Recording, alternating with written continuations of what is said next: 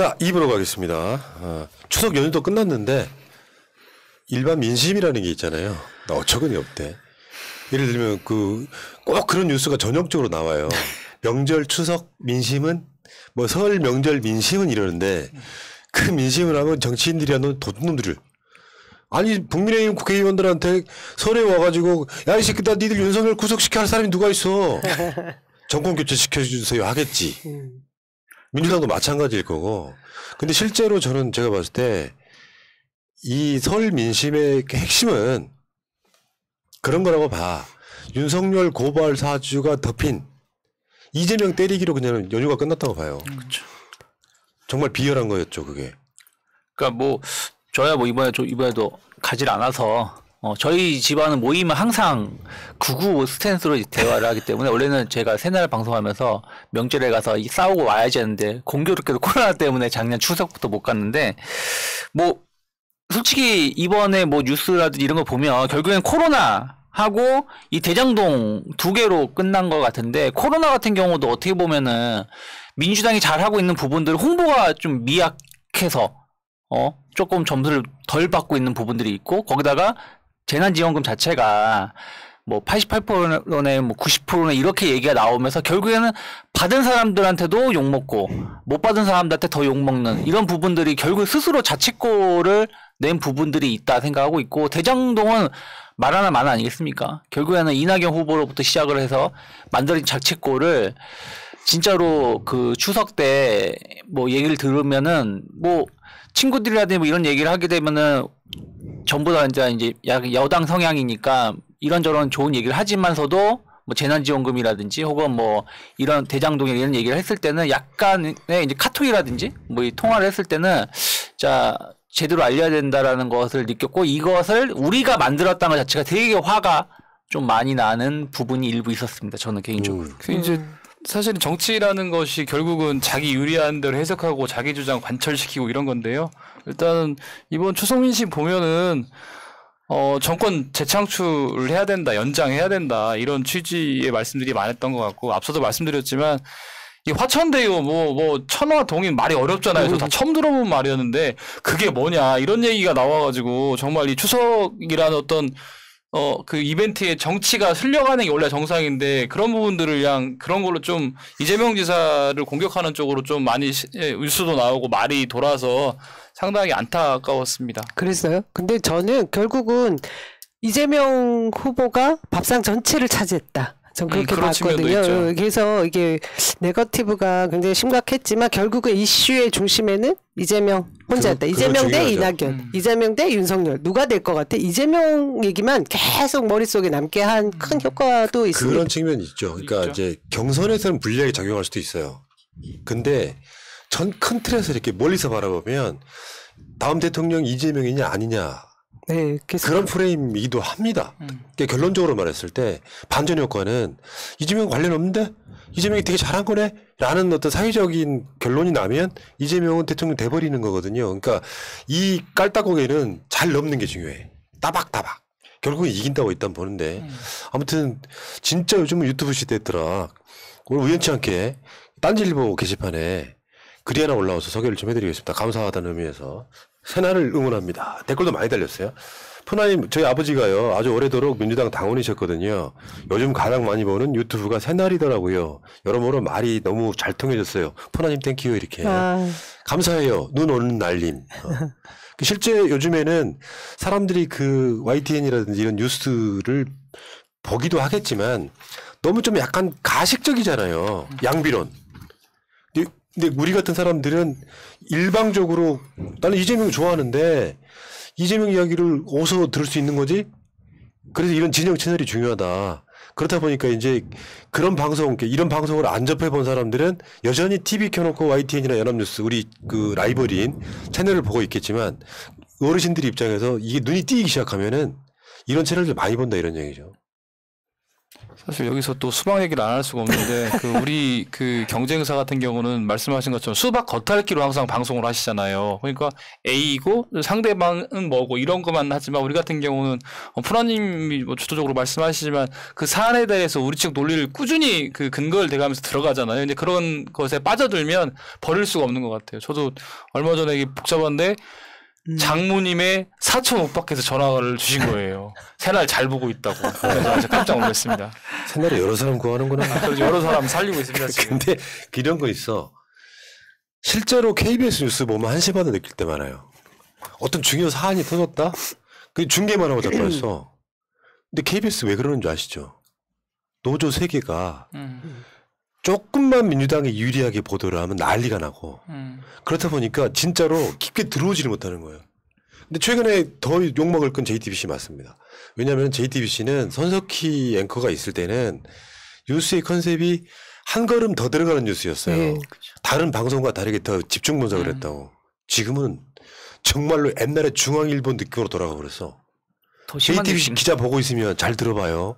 어떤 문제가 벌어졌을 때 이재명과 연관이 없는 사항이 터졌을 때는 연관이 있건 없건 터졌을 때는 기자가 해야 될 일이 뭐냐면 진짜로 연관이 있냐 없나를 찾아 들어가야 되는데 예를 들면 사실 권순일 대법관이나 뭐 이런 사람들 뭐 고문으로 임명하거나 박영수 특검도 마찬가지고 이재명과 연관이 없고 화천 대주주 친분이란 말이죠. 그럼 그런 걸 분석해서 이야기해 줄 수 있잖아요. 냄새만 풍겨. 결론은 없어. 연기만 모락모락 피워요. 그러면 어떤 느낌이 드냐면 JTBC가 지금 민주당 특히 이재명이 당선 안 됐으면 좋겠다라고 생각하나 보다 이런 느낌이 드는 거예요. 진짜 언론들이 양비론만 가도 좋겠는데 양비론이 아닌 뭐 패널 같은 경우도 약간 우리 진영인 사람인 것 같은 사람을 앉혔지만 알고 보면 우리 진영 사람이 아닌 사람들. 그러면서 토론 주제를 아예 그냥 저쪽으로 이끌어가려고 하고 있는 부분들 노골적으로 보여주다 보니까 이런 부분들에 대해서는 빨리 언론 개혁을 좀 해야 된다 생각을 좀 하고 있습니다. 이게 이제 기사도 결국은 기자도 평가를 할 수밖에 없는데 예를 들면 이런 것 같아요. 부부싸움을 했는데 남편이 와이프를 때렸어. 근데 남편 주장은 이렇고 아내 주장은 이렇습니다. 여기서 끝나면 안 되고 사실은 싸우더라도 때리는 것은 잘못됐습니다. 이렇게 들어가야 되는데 그 때린 거에 대해서는 언급을 안 하고 그냥 A는 A, B는 B 이걸로 끝나버리는 게 참 기사들이 참 안타깝더라고요. 최근 JTBC에서는 A는 A고 B는 B다가 아니라 이재명 후보 측 내용은 A고 싶습니다로 끝나는 경우가 굉장히 많았습니다. 그래서 그래요, 저희가 문제를 삼고 있는 부분도 있고 아까 푸나님이 말씀 많이 지적을 정확하게 해주셨는데 제가 듣기로도 중앙일보 기자들이 대거 또 들어갔다고 얘기를 들었어요. 그래서 중앙일보지를 보고 있는 느낌? 네. 그리고 꼭 JTBC뿐이 아니라 우리가 그냥 듣기에는 그러니까 평상시에 듣기에는 우리 쪽 채널인 것 같은 라디오라든지 이런 부분들도 희한하게 이재명 지사 관련된 것만 나오면은 되게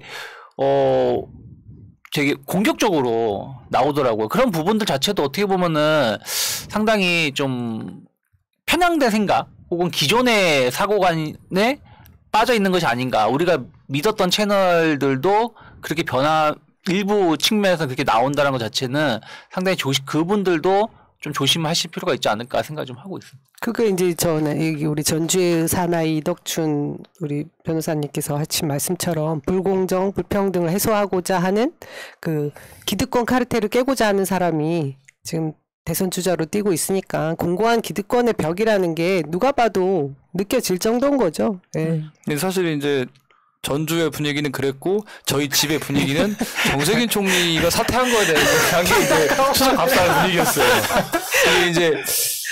이게 어떻게 보면 그래도 어른답게 행동하셨다라는 것이 중론이었습니다. 호남이 까지기 전에 그리고 그게 이제 그만두는 게 중론이었다고 말씀을 하셨고 우리 집 딸들은 그랬죠. 아빠 왜 그만뒀어? 아니 그래서 그만뒀어 그랬더니 아니 그 밑에 김두관 후보도 있고 박용진 후보도 있는데 왜 그만둬? 그래서 그렇긴 한데 한 2등 정도는 기본적으로 지금 하셔야 되는 상황인데 그게 안 되고 이제 그런 것들 때문에 그런 것 같아요 하고 말씀을 좀 했었는데 저희 개인적으로 추석 밥상은 뭐 화천대유도 있고 여러 가지가 있었습니다. 수박도 있었지만 결국은 정세균 전 총리 후보 사퇴였다. 그리고 이제 변호사님의 선택은? 저는 이제 그 아까 말씀드렸지만 불공정과 불합리한 것을 타파할 수 있는 그리고 이제 그 시대 정신이라는 게 결국은 안정적으로 대한민국을 선진국에 연착륙시킬 수 있는 분보다는 아직까지는 불공정과 어떤 뭐 불평등을 적극적으로 해소하고자 하는 분들이 필요하다고 생각하시는 분들이 훨씬 많다. 아버지를 아버지라 부르지 못하고 왜 그렇게 솔직하지 못하신지 모르겠는데 지금 전남 지역도 그렇고 정세균 우리 후보 측에 계셨던 캠프에 있었던 많은 분들이 이재명 후보 지지 선언들을 해주고 계시거든요. 아 그렇구나. 아니 어떤 순간 이제 배그종 군이라는 게 찾아보니까 이렇게 흰 옷을 입고 찾아봐요. 그 기순 장군이 갑옷을 벗고 계급이 없는 상태에서 흰 옷 입고 그냥 싸운 거 아니야. 그렇죠. 그러니까 이제 민주당의 정권 재창출과 문재인 정부의 계승을 위해서 열심히 최선을 다하겠다. 예. 그러면서 이제 옷은 파란색으로 입고 오시고. 그 페이스북에 가면요 김주대 시인이라고 있어요. 네. 굉장히 유명하신 분인데 그분 글을 한 번만 읽어드릴게요. 잘 쓰셨더라고요. 김주대 보니까. 시인 보고 계시면은 1번 한번 쳐보시고요. 우리 방송 보실 거라고 생각하는데 뉴스를 보다가 다른 후보는 불안하니 나를 뽑아달라고 하는 후보보다 시민들이 원하는 이러저러한 것을 강력하게 추진할 테니 나를 뽑아달라고 하는 후보에게 더 믿음이 간다. 시민들의 이런 심정을 모르고 자꾸 딴소리를 하면 안철수나 윤석열처럼 비열해 보인다.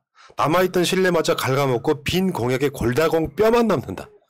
든든하고 강한 나를 보여주지 못하고 남을 비난하는 불안한 나를 보여주는 건 본인에게도 당에도 무익하다. 다소 차이는 있겠지만 본선에서도 마찬가지다. 상대에 대한 비난보다 나의 의지와 지혜로운 계획을 보여주는 것을 우선해야 할 것이다. 상대 비난 3순위 정도에 두고 득표활동을 하는 것이 현명하다. 1순위는 공약에 대한 능동적 공격적 광고, 2순위는 대중성 확보를 위한 촌철 할인의 메시지 창출, 3순위는 충분한 근거 자료를 확보한 상태에서 상대 비판 비난. 이낙연 후보와 이낙연 캠프의 행보를 보면서 든 생각. 이건 정세균 후보도 관심 있게 봐야 될 내용 중에 하나입니다. 항상 하신 말씀이셨죠. 네. 그게 첫 번째고 두 번째 그 재난지원금 받은 이야기에 그런 내용이 나와요. 이번에는 이런 대통령을 뽑고 싶습니다. 문재인 대통령을 잘 계승하고 거기에 더해 문재인 대통령에게는 절대 없는 못된 성질, 좀 덜 선하더라도 국민이 준 강력한 힘을 힘차게 발휘하는 악한 구석을 가진 대통령 말입니다. 아주 악한 구석을 가진 대통령, 아주 악한 구석을 가진 대통령, 아주 악한 구석을 가진 단단하고 딱딱한 대통령을 뽑을 것입니다. 자본의 추악한 생리에 칼을 대고 자본의 악한 심장을 향해 핵미사일을 발사해야 하고 특히 저 야비하고 악랄한 쓰레기 언론과 윤석열 검찰의 잔당들을 아주 젖어버려야겠기에 더욱 그렇습니다. 시인다운 감성이죠 이게 지금. 저는 사실 저거 보고 나서 가슴에 와 닿았긴 했는데 술 드시고 웃으신 건 아니겠지? 살짝 그래서 그 진정성에 대해서는 충분히 공감을 하는데 조금 추석이니까 명절에 이제 약주 단단할 수 있잖아요. 여기에 대한 반박을 하시면요. 수박이란 소리. 아니, 반박한 게 아니라 100% 공감하는데 감수성이 이제 우리가 이제 명절에 낮에도 술도 드시고 하시니까 소주 한 잔 정도. 않고 네. 실제로 그 기득권적인 마인드가 지금 이덕준 변호사의 시각이고요. 아 진짜로 들어봐요. 그러니까 내가 이 방송을 하면서 느꼈던 감정들이에요. 실제로 내가 만약에 유명해져서 뭔가 사회적 위치가 올라가거나 돈이 생기면 나는 내 절박함을 잃어요. 근데 다수의 시민들이 이재명을 지지하는 것은 어떤 거냐면 이걸 지금 술 드신 거 아니냐라고 농담으로라도 이야기하실 수 있는 게 진짜 서민들은 절박한 것들이 있거든요. 그럴 때 무슨 구세주 같은 장군 하나가 나타나서 싹 쓰러졌으면 좋겠다고 생각하는 일반 서민들의 심리가 있어요. 요거를 정치인들이 잘 대변 못하면 수박. 잘 대면하면 사이다라고 이야기하는 겁니다. 근데 솔직히 이 글을 보고 솔직히 좀 뭐라 그럴까 짠한 느낌? 혹은 그러면서 아 진짜 뭐 이러고 싶은 느낌? 그러니까 무슨 얘기냐면 약간 자아의 붕괴 뭐 이런 부분이 뭐냐면 문재인 대통령께서 정말 잘하시고 했지만 우리가 원하는 부분들이 좀 부족했었던 부분들 사실인 거잖아요. 솔직히 말하면 국진당 해체시켜버리고 막 다 저기 패스트트랙 저기 한 데를 다 구속시켜버리고 막 이랬으면 하는 게 우리의 마음인데 그러지 못했죠. 물론 이게 문재인 대통령의 문제라는 게 아니지만 하지만 그런 부분들에 대해서 아쉬운 부분들을 이재명 지사가 혹은 그 다음 대통령이 누군가가 해주기를 원하는 게 지난번 촛불을 든 사람들의 많은 그 지지자들의 마음이 이 안에 있는 것이 아닌가. 그런 거죠. 그러니까 이게 너무 단순하게 사이다란 표현은 오히려 되게 단편적인 표현이고 정치인들이요. 뭐 단체장 조금 하고 국회의원 조금 하면 그 시각이 물론 마찬가지로 변호사 조금 하고 뭐 사회적으로 어떤 기득권화가 되면 이런 절박함을 가볍게 보기 쉽죠. 그러니까 소위 말하면 정치 막 시작할 때 내가 국민들을 대변해야겠다. 아주 막연한 생각으로 출발하지만 조중동의 시각으로 사회를 자연스럽게 봐요. 조중동의 시각이 일반적인 보통 기득권들의 시각이거든.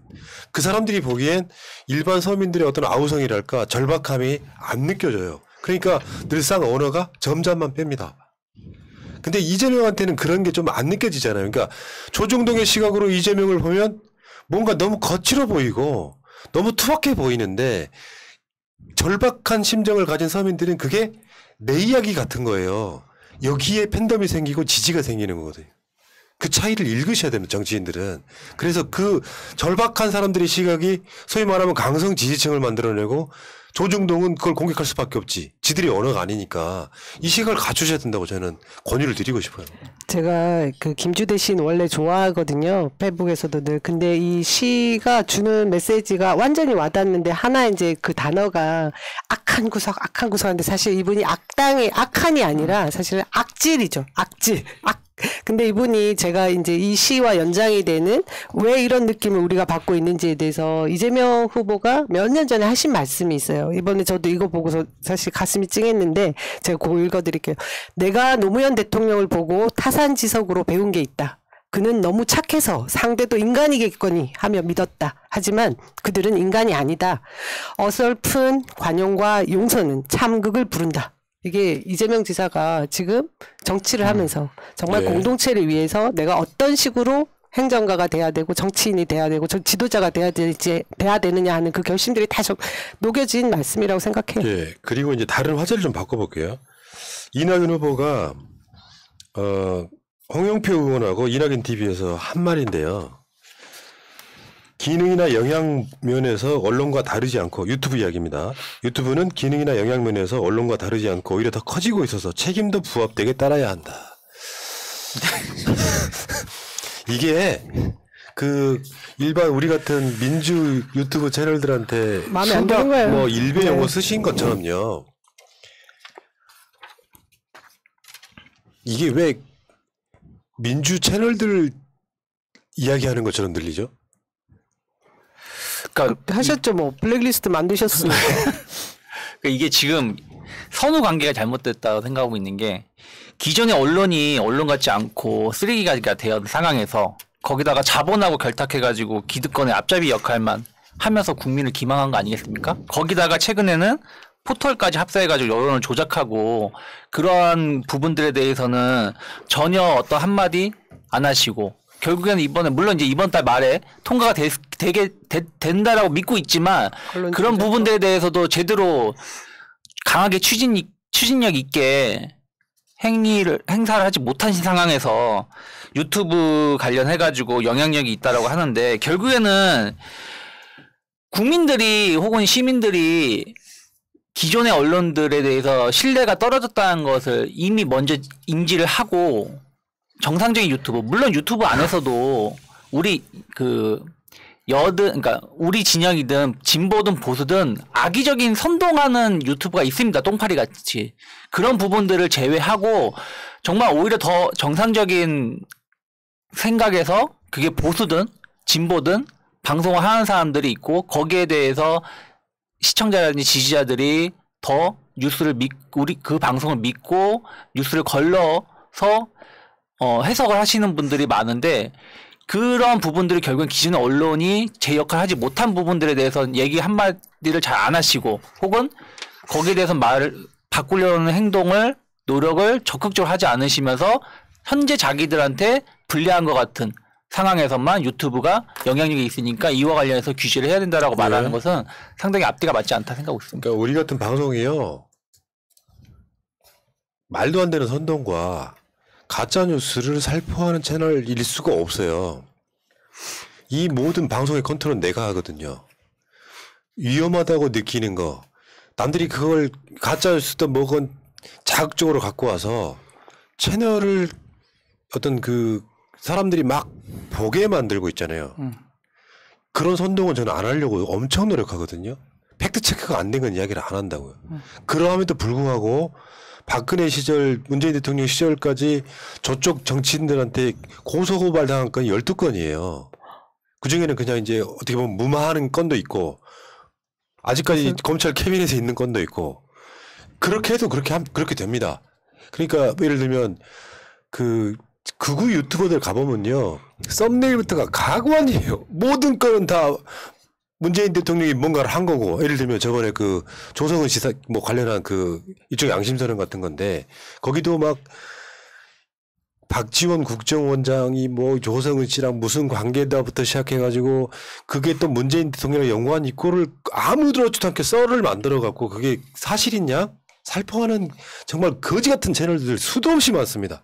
그러면 정치 수준이 낮은 사람들은 그런 말을 믿어요. 그게 확고한 신념이 돼가지고 또 그걸 또 퍼뜨려요. 그러니까 딱 그런 거 있잖아. 박근혜 때 국정원 동원해서 최동욱 바지 벗기던 그 정도 수준의 정치 세력들은 늘상 세상을 그렇게 바라본다는 거야. 뭔가 보복할 거야. 뒤에서 뒷공무에 뭐 할 거야. 그 시각이 지금 이재명한테도 그대로 투영돼 있어요. 그런 짓거리 하던 놈들이 이재명은 뭔가 받아먹고 뭔가 차명으로 뭔가 자기 부를 축적하고 있을 거라고 전혀 그렇지 않다는 말씀을 드리겠습니다. 네, 덧붙여서 이낙연 후보한테 좀 아쉬움이 있는 게 이낙연 후보가 기존에 언론인 출신인데 본인이 언론 개혁이나 언론의 문제점에 관련해서 계속 지적해 왔다고 하면 그런 맥락에서 이렇게 유튜브 얘기를 했다고 하면 그나마 조금이라도 공감할 수 있는 부분이 있는데 한번 인터넷에 검색해 보시면은 이낙연 언론 개혁하면 나오는 게 없어요. 아예. 나오는 거는 최근에 언론중재법 관련해서 그거 빼고는 나오는 게 없더라고요. 그러고 보면 결국은 유튜브가 본인에게 진보진영의 유튜브가 본인에게 좀 불리한 말들을 하니까 이런 말들을 한 것 같아서 매우 안타깝다라는 말씀을 좀 드리겠습니다. 그리고 지금 언론중재 및 가짜뉴스 피의구제법 요거 처리를 27일 날 지금 27일 날 기대위가 잡혔는데 할 수 있을까요? 아무런 얘기가 나오질 않고 있죠, 그죠? 그리고 2대2 협상 팀만 이제 꾸려져가지고 회의를 했다는 얘기만 들었는데 구체적인 내용도 없고 잘 될지 모르겠습니다. 근데 통과시켜야 되지 않겠습니까? 예. 자, 알겠습니다. 이야기는 여기까지.